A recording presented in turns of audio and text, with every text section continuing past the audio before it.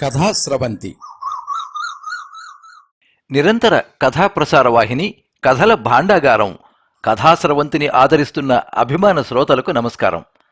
ఈనాటి కథకు స్వాగతం. అనువాద కథల పరంపరలో ఈరోజు మీరు వినబోయే కథ బామ్మ. తమిళ మూలం కవితా స్వర్ణవల్లి, తెలుగు అనువాదం కేంద్ర సాహిత్య అకాడమీ అనువాద పురస్కార గ్రహీత జిల్లేళ్ల బాలాజీ. వినిపిస్తున్నది పప్పు భోగారావు. శ్రీ జిల్లేళ్ల బాలాజీ 1961 సంవత్సరంలో జన్మించారు. 1983 నుంచి రచనలు చేస్తున్నారు. 1983లో వీరి మొదటి కవిత కామధేను వారపత్రికలోను, మొదటి కథ 1984లో పల్లకి వారపత్రికలోను ప్రచురితమయ్యాయి. వీరివి ఇప్పటి వరకు 150కి పైగా కథలు, 120కి పైగా కవితలు పత్రికలలో ప్రచురితమయ్యాయి. వివిధ పత్రికలు, సంస్థలు నిర్వహించిన కథల పోటీలలో 19 కథలకు బహుమతులు లభించాయి. వీరి కథలు కొన్ని తిరుపతి, కడప రేడియో కేంద్రాలలో ప్రసారమయ్యాయి. మాట్లాడే పక్షి, సిక్కెంటిక, వంతు, ఉండు నాయనా దిష్టి తీస్తా, పగడాలు, పారిజాతాలు, నిరుడు కురిసిన వెన్నెల, కవన కదంబం కవితా సంపుటి మొదలగు పుస్తకాలను వెలువరించారు. వీరి సాహిత్య కృషికి గాను గురజాడ కథా పురస్కారం కడప, కుప్పం రెడ్డమ్మ సాహితీ పురస్కారం చిత్తూరు, తెలుగు భాషా వికాస పురస్కారం పలమనేరు, గురుదేవోభావ పురస్కారం తిరుపతి, ఉగాది విశిష్ట పురస్కారం తిరుపతి, శ్రీమతి కామాక్షిబాయి, శ్రీ నారాయణరావు సాహితీ పురస్కారం చిత్తూరు మొదలైనవి వరించాయి. వీరి రచనలపై ఆంధ్ర విశ్వవిద్యాలయంలో పరిశోధన జరుగుతున్నది. తమిళ భాషపై పట్టు ఉన్నందున తమిళం నుండి తెలుగులోకి అనువాదాలు కూడా చేస్తున్నారు. ఇప్పటిదాకా వీరు 130కి పైగా కథలు, 10 నవలలు, 2 నవలికలు, 1 కవితా సంపుటి, 1 వ్యాస సంపుటి, 1 వచన రామాయణం అనువదించారు. కాలప్రవాహం, జయకాంతన్ కథలు, నైలు నది సాక్షిగా, శిథిలం, జీవనాడి, నీళ్లకోడి, బహిర్గతం కాని రంగులు మొదలగు కథా సంపుటాలు వెలువడ్డాయి.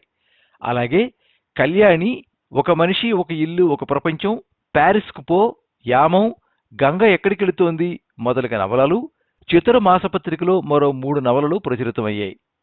కాపరులు వ్యాస సంపుటి, ఫిర్యాదు పెట్టిపై నిద్రిస్తున్న పిల్లి కవితా సంపుటి వెలువడ్డాయి. మరో 2 అనువాద నవలలు సాహిత్య అకాడమీ ప్రచురించవలసి ఉంది.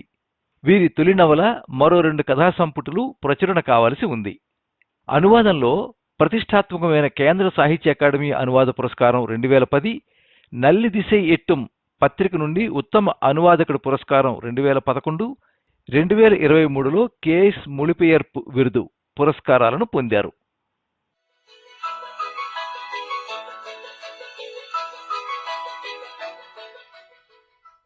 నేరు గీతల మట్టి రోడ్డు, నిలువెత్తు అంబేద్కర్ విగ్రహం కలిగిన ప్రాథమిక పాఠశాల, వరుసగా పెంకుటిండ్లు, ఇండ్ల చుట్టూ పంట పొలాలు ఎంతో అందంగా ఉన్నప్పటికీ మోటపాలంజేరి ఎప్పుడూ నాకు నచ్చలేదు. ఎప్పటి నుండి ఆ ఇష్టత ఏర్పడిందో తెలియదు. మోటపాలం వీధికి వెళ్ళాలి అన్న అమ్మతో మోటపాలంజేరికా అని ఆటో డ్రైవర్ అడిగిన క్షణం నుండా, కాదు, ఎవరూ లేని దారిలో ఎదురుగా వచ్చిన సైకిల్కి దారి ఇవ్వమని బలవంతంగా నా చేతిని పట్టుకుని నొప్పి పుట్టేటట్టుగా బామ్మ నన్ను పక్కకి లాగిన క్షణం నుండా, లేదు, 80 ఏళ్ల తాతయ్యను 20 ఏళ్ల యువకుడు ఒరేయ్ షణ్ముఖం అని పిలిచిన జ్ఞాపకం తప్పైన తరుణంలోనా తెలియటం లేదు. మోటపాలంజేరి నాకు ఎప్పుడూ నచ్చలేదు. ఆ ఊరి మీదున్న అసహనాన్ని బయటపెట్టినప్పుడల్లా బామ్మ అంటూ ఉండేది, అదేంటే అలా అనేసావు, ఈ మోటపాలెం ఊరిని ఏర్పరిచిన మొదటి 4గురిలో మా నాన్న కూడా ఒకరు. ఆయన ఏర్పాటు చేసిన ఊరిని కదా నువ్వు ఇలా మాట్లాడేసావు. తాత గురించి బామ్మకు ఎప్పుడూ గౌరవభావమే ఉండేది. అప్పట్లోనే ఆ చుట్టుపక్కల ఊళ్ళకంతా కలిపి 4 గుర్రాల చారెట్ బండి ఉన్నది ఒక్క తాతయ్యకేనని గొప్పలు చెప్పేది. బుద్ధి తెలిసాక ఆ చారెట్ బండిలో ఏ కులం వాళ్ళు ఎక్కి వెళ్లేవాళ్ళు నానమ్మా అని అడగాలనిపించేది. ఈ తరం వాళ్ల ముందు ఆమె గొప్పలు ఓడిపోతాయేమోనన్న భయంతోటే అడగకుండా ఉండిపోయాను.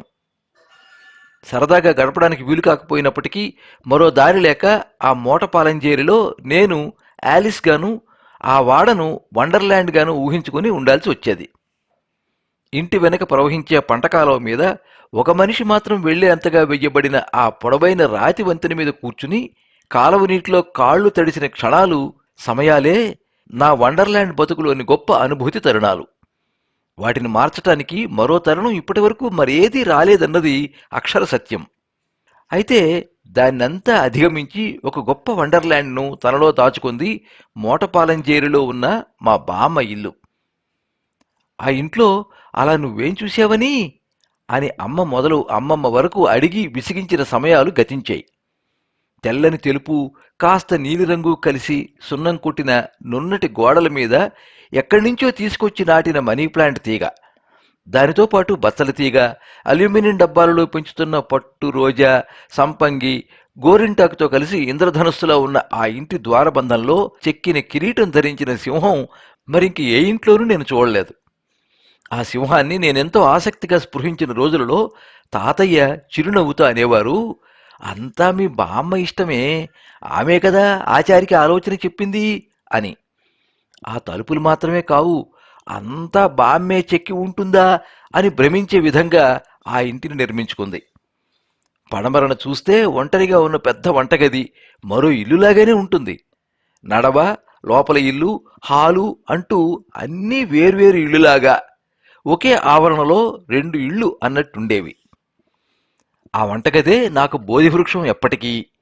సెలవు దినాల్లో కుటుంబమంతా నడవలోనూ, లోపలింట్లోనూ, హాల్లోనూ కలిసి ఉంటే నేను మాత్రం వంటగదిలో కూర్చుని ఉండేదాన్ని. దెబ్బలు తిన్నా, ఏడ్చినా, సంతోష సమయాల్లోనూ అన్నీ ఆ గదిలోనే. వర్షాకాలం అవసరాల కోసం మండుటెండల్లో చెట్టు, పుట్ట, గుట్ట అంటూ అంతా తిరిగి సేకరించిన కట్టెలతో నిండి వంటగది. పెరుగుతో నిండిన ఉట్టి కుండలు, ఊరబెట్టిన ఊరగాయలు, రోజూ చింతపండుతో బాగా రుద్దిపెట్టిన రాగి మంచినీళ్ల బిందె, రోలు దాని పక్కనే, బాగా దంచో లేదు రుబ్బురోల్లో వేసి రుబ్బో చేసి పెట్టిన మసాలాలతో కూడిన డబ్బాలు అంటూ ఆ గది మొత్తము నేను పక్కకు వాల్చడానికి తగ్గ భుజాలతోటి, నా తలను ఆప్యాయంగా తడిమే చేతులతోటి నిండి ఉందన్నట్టుగా అనిపించేది. ఒకే సమయంలో 10 మంది కూర్చుని భోంచేసే విధంగా ఉన్న ఆ వంటగదిలో మసిపట్టిన కట్టెల పొయ్యికి పైన బామ్మ అమ్మకు వాళ్ళ అమ్మ పెళ్లి కానుకగా ఇచ్చిన ఓ కత్తిపీట వేలాడుతూ ఉండేది. పూర్తిగా ఇనుముతో చేసిన ఆ కత్తిపీటతో కాయలు కోసినా సరే, కూర కోసినా సరే అవి కిందికి జారి పరుగులు తీసేవి. అంత సన్నగా పదునుగా ఉండేది ఆ కత్తిపీట. ఆశగా కాయలు కోయటానికి ప్రయత్నించి వేళ్లు కోసుకున్నా, ఇంకా ఆ గాయంతో తిరుగుతున్నా దానిమీద ఇష్టం పోలేదు నాకు. పళ్ళెం మీద కత్తిపీటను పెట్టుకుని బామ్మ కాయలు కోయటం ఎంతో అందంగా ఉండేది. అందులోనూ ఆమె క్యాబేజీ కోసే అన్ని సమయాల్లోనూ నేనే ఆమె మొదటి అభిమానిని. క్యాబేజీలోని ఒక్క ఆకును ఒలిచి దాన్ని చెయ్యి పట్టేంతగా ఒకటిగా కలిపి పట్టుకుని నిదానంగా ఒకే కొలతతో తరిగి తరిగి ఆ పళ్ళెం నిండిపోతున్నప్పుడు బామ్మ కళ్ళ మెరుపులు కోనేట్లో ప్రకాశవంతంగా పూసిన తెల్ల తామరలను గుర్తుకు తెచ్చేవి. కాస్త పప్పు, కొన్ని టమోటాలు, 2 ఎండుమిరపకాయలు గిల్లి వేసిన చారు, వేపుడుగా ఆమె చేసే ఆ క్యాబేజీతోటే ఒక కుంభం అన్నం తినొచ్చు అని నాన్న అప్పుడప్పుడు అంటున్నప్పుడు అది నిజమేనని అనిపిస్తూ ఉంటుంది. బామ్మ అద్భుతమైన వంటలకు ఆ కత్తిపీటే కారణమని చాలా కాలం వరకు నమ్మిన నేను, మా అమ్మకు కూడా ఇవ్వని ఆ కత్తిపీటను నేను తీసుకెళ్లాలని ఎప్పుడూ ఆశపడేదాన్ని. బామ్మా, నీ పెళ్లి తర్వాతే మీ అమ్మ నీకు ఈ కత్తిపీట ఇచ్చిందా? అవును, కానీ ఆ కత్తిపీటను వాళ్ళమ్మ ఆమెకు పెళ్లి కానుకగా ఇచ్చింది. అయితే నేను పెళ్లి చేసుకుని వెళ్ళేప్పుడు దాన్ని నాకిస్తావా బామ్మ? 10 ఏళ్లు కూడా పూర్తిగా నిండిన నేను అలా అడగగానే బామ్మ ఎంతగా నవ్విందని, అమ్మ, అత్త, పెద్దమ్మ, వదిన అంటూ అందరినీ దగ్గరికి రమ్మని పిలిచిన బామ్మ మా నాన్నతో అంది, నీ కూతురి పెళ్లికి నగలేవి వద్దుట, ఈ కత్తిపీటే కావాలిట. నీకెందుకమ్మా ఇవన్నీ? నీకు మిక్సీ, గ్రైండర్, వాషింగ్ మెషిన్ అంటూ అన్ని మెషిన్లే కొనిస్తాగా అంటూ నా చేతిని పట్టుకుని నాన్న చెప్పిన ఆ క్షణంలో ఆ కత్తిపీట నాది కాదన్న బాధ ఎక్కువైంది. అది కన్నీరుగా బయటకొచ్చింది. అది చూసి కంగారు పడ్డ బామ్మ, మీ తాతయ్య కుటుంబంలో 5-6 తరాల తర్వాత వరమై పుట్టిన ఆడబిడ్డవు నువ్వు. నువ్వు పుట్టినప్పుడు మీ అమ్మ కూడా ఆడపిల్ల అని ముఖం తిప్పుకుంది. నేనే కదా ఆసుపత్రులని వాళ్ళకంతా మిఠాయి కొని పంచాను. మా కులదేవతవు నువ్వు. నీకు లేనిదా? మా అమ్మ నాకు ఇచ్చిందంతా నీకే అని నా తల మీద కొట్టి ప్రమాణం చేశాకే నా కన్నీళ్లాగాయి.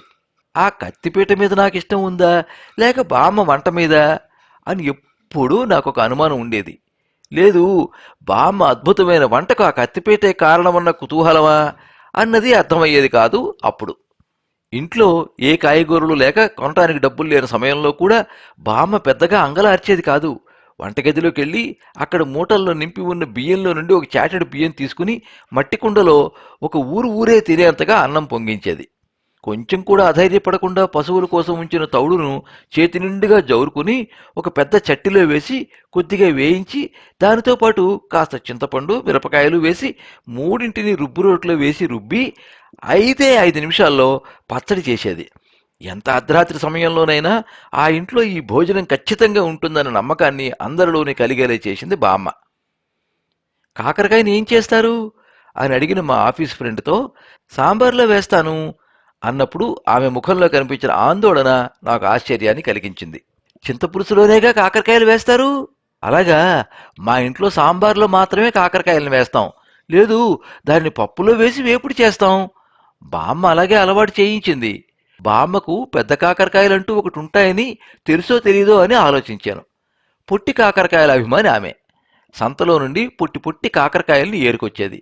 ఒక్కో కాకరకాయను అడ్డంగా తరిగి గింజల్ని తీసేసి దాన్ని అలాగే ఆ ఇటుకల పొయ్యి దగ్గర కటిక నేల మీద పరిచేది. ఏం బామ్మ, కాకరకాయల్ని ఇలా కటిక నేల మీద పరిచావు?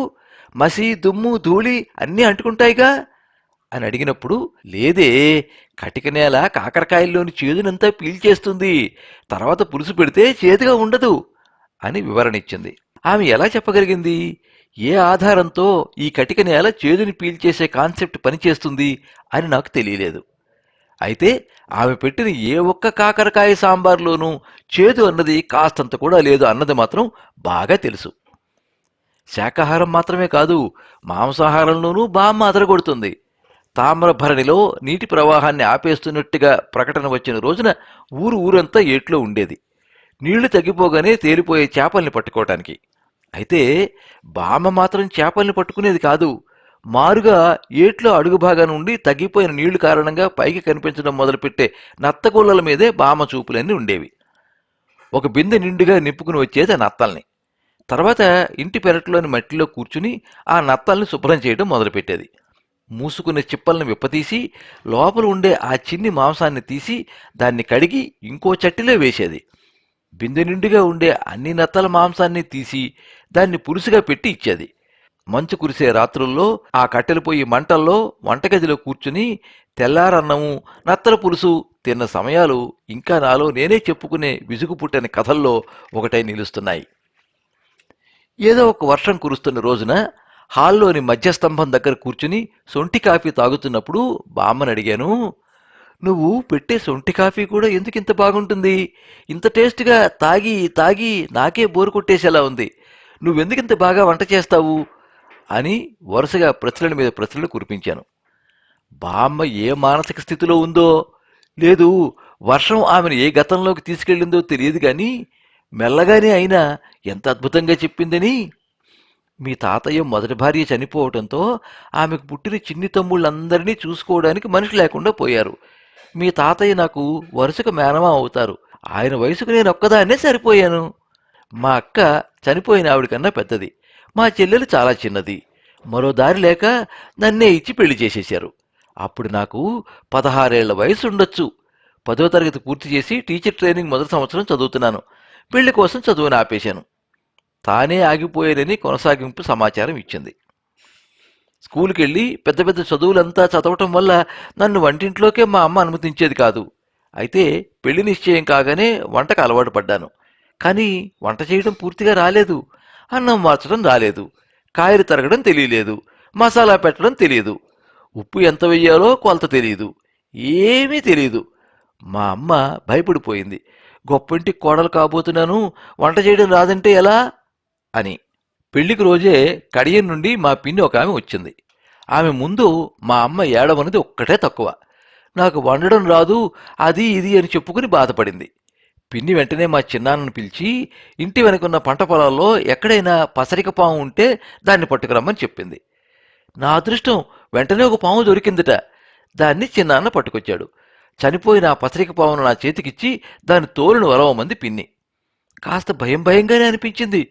కానీ మరో దారి లేదు. ఆ పసరిక పామును 3-4 సార్లు తడిమి తోలొల్చేశాను. నా చేతులు శుభ్రం చేసుకోకుండా ఇంట్లో వాళ్ళు అలాగే ఒక రోజంతా ఉండిపోయేలా చేసేశారు. భోజనం కూడా నాకు పిన్నినే తినిపించింది. పసరికి పాము రక్తం మన చేతిలో ఊరితే జీవితాంతం మనం చేసే వంటలు దేవామృతంలో ఉంటాయి అని చెప్పింది. కానీ నేను నమ్మలేదు. అయినప్పటికీ పిన్ని చెబుతోంది కదా అని విన్నాను. మరుసటి రోజు పెళ్ళి. మీ తాతయ్య ఇంటికెళితే అందరూ కాఫీ పెట్టమని అడిగారు. అప్పుడు కాస్త బెల్లం వేసి శొంఠి కాఫీనే పెట్టాను. దాన్ని తాగిన వాళ్ళందరికీ సంతోషం. మా అమ్మకు చెప్పలేనంత ఆనందం. ఆ పసరికి పామేనే ఇప్పటికీ నేను ఇలా అన్నం వార్చి పులుసు పెట్టడానికి కారణం అంది ముక్తాయింపుగా బామ్మ. అందరూ ఇలా చేస్తారా అన్నాను. తెలియదు, మన కులంలో ఇలా చేస్తారు అంది బామ్మ. మా అమ్మకు కూడా ఇలా చేశారా ఏ? అవును, మీ అమ్మను పిల్లని చూసి నిశ్చయం చేసిన వెంటనే నేనే ఆమెను పత్రిక పామును పట్టుకుని రమ్మని చెప్పి తోలు వలమ్మని చెప్పాను. లేకపోతే మీ నాన్నకి మంచి భోజనం ఎక్కడి నుంచి దొరికిండేది? కాలేజీలో ఉన్న నాకు బామ్మ చెప్పినదంతా 7 కొండలు 7 సముద్రాల కావల ఒక చెట్టు త్వరలోని చిలకలో ఉండే రాక్షసుడు ప్రాణం లాంటి ఫ్యాంటసీ కథ కన్నా గొప్పగా అనిపించింది. ఆ వర్షానికి, ఆ శొంఠి కాఫీకి, ఆ పసరికి పాము ఎంతో హాయిగా అనిపించింది. ఆ విషయాన్ని చెప్పగానే నేను నిన్ను సరిగ్గా పెంచినట్లు లేను అని చెప్పి బామ్మ లేచి వెళ్ళిపోయింది. చదువు పూర్తి చేసి ఉద్యోగం కోసం చెన్నై వెళ్లి ఒంటరి జీవితాన్ని అనుభవించడానికి తయారుగా ఉన్న సమయంలో నాలో కలిగిన పెద్ద అనుమానం ఏంటంటే, నాకు వంట చేయటం వచ్చా అన్నదే. వంటింట్లోనే జీవితాన్ని గడిపినా ఒక్కరోజు కూడా నేను వంట చేసింది లేదనడం కన్నా బామ్మో, అమ్మనో, అత్తో ఎవరో ఒకరు నన్ను వంట చేసేందుకు అనుమతించలేదన్నది మాత్రం వాస్తవం.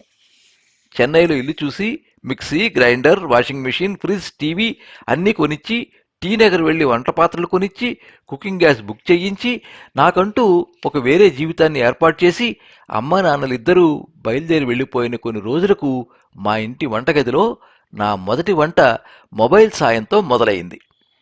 బామ్మని అడిగి తెలుసుకుని మరీ సాంబారు పెడుతున్నాను. అలాగే కూరలును. కొబ్బరి పాలను తీయటం తెలియక ఏడుపు వచ్చేసింది. కొబ్బరి తిరుగుతున్నప్పుడే చెయ్యి కోసుకుంది. పచ్చిమిరపకాయ కంట్లో పడి మండింది. 3 గంటల వంటకు 4 గంటలుగా మొబైల్లో పాఠాలు చెబుతోంది బామ్మ. అంతా పూర్తయింది. నాకు నేనే వడ్డించుకుని మొదటి ముద్ద తినగానే బామ్మకు ఫోన్ చేశాను. నీలాగానే వండాను బామ్మ, అందులోనూ మొదటిసారి. ఎంత సంతోషంగా ఉందో అంత ఆశ్చర్యంగానూ ఉంది అన్నాను. బామ్మ నవ్వింది. పత్రిక పాము పరిగెడుతోందే నీ రక్తంలో, పచ్చనాగినివిగా నువ్వు అంటూ ఫోన్ పెట్టేసింది. అరచేతిని చూసుకున్నాను. విచ్చుకున్న అరచేతిలో వేల వేల సంవత్సరాల పసరిక పాము పాకుతున్నట్టు కనిపించింది. అన్నట్టు చెప్పడం మర్చిపోయాను, ఆ కత్తిపీటను నా పెళ్లికి ముందే పూర్తిగా నాకే ఇచ్చేసింది మా బామ్మ.